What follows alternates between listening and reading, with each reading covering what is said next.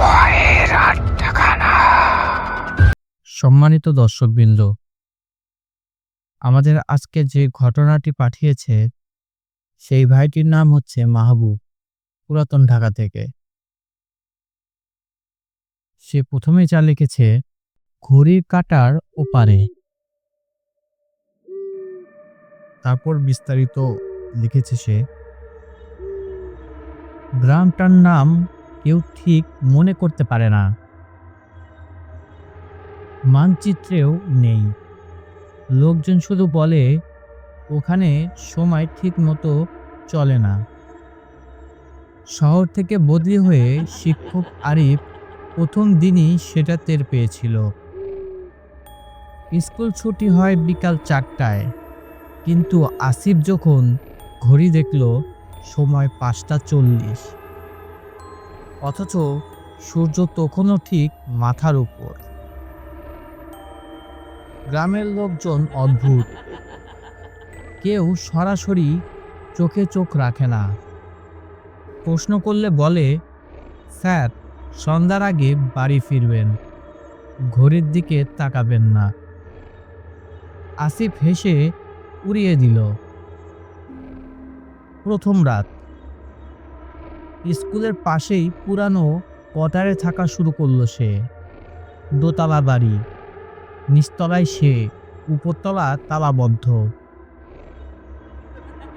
যখন রাত ঠিক 2টা 12 মিনিট, টিক টিক টিক ঘড়ির শব্দ অস্বাভাবিক জোরে। হঠাৎ টিক থেমে গেল।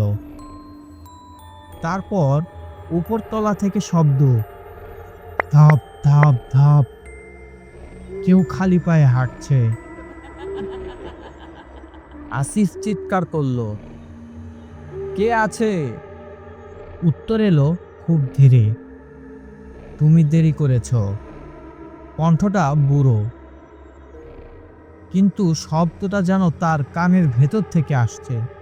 পরের দিন সকালে সে আয়নায় তাকিয়ে জমে গেল। ঘাড়ে আঙ্গুলের দাগ 5টা। গ্রামের এক বৃদ্ধ বলল, রাতে ঘড়ি থামলে আয়নায় তাকাবেন না স্যার, যারা তাকায় তারা সময়ে আটকে যায়। আসিফ হাসল না। সে রাতে সে ঠিক করলো ঘড়ি ঢেকে রাখবে। রাত 2টা 12। হঠাৎ মনে হলো কেউ শ্বাস নিচ্ছে খুব কাছে। ঘাড়ের পেছনে ঠান্ডা বাতাস। সে ধীরে ঘুরে তাকালো।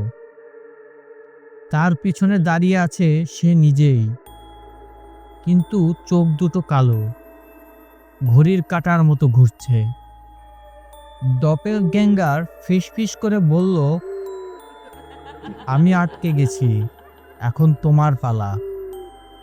ঘড়ি আবার চলা শুরু করলো, টিক টিক টিক।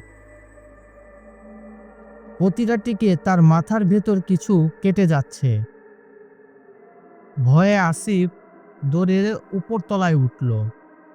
তালাবদ্ধ দরজাটা খোলা। ভেতরে শুধু দেয়াল জুড়ে ঘড়ি, শত শত ঘড়ি, সবগুলোতে একই সময়, 2টা 12। মাঝখানে একটা খাতা, খাতায় নাম লেখা একটার পর একটা। শেষ নামটা আসিফ, তারিখ আজকের। পেছন থেকে আওয়াজ এলো, নাম লেখা হলে সময় থামে না।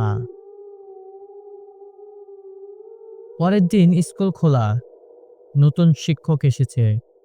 গ্রামের লোকজন ফিসফিস করে বলে, গ্রামের লোকজন ফিসফিস করে, আগের স্যার কোথায় গেল?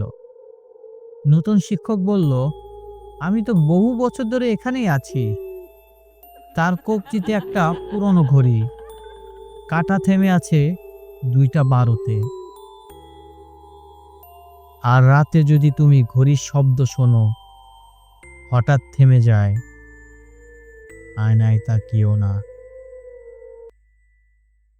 সম্মানিত দর্শকবৃন্দ, আপনারা যদি আপনাদের জীবনে ঘটে যাওয়া ভয়ঙ্কর কোনো কিছু শেয়ার করতে চান, তাহলে আমাদেরকে ইমেল করতে পারেন অথবা আমাদের ফেসবুক পেজে নক করে জানাতে পারেন।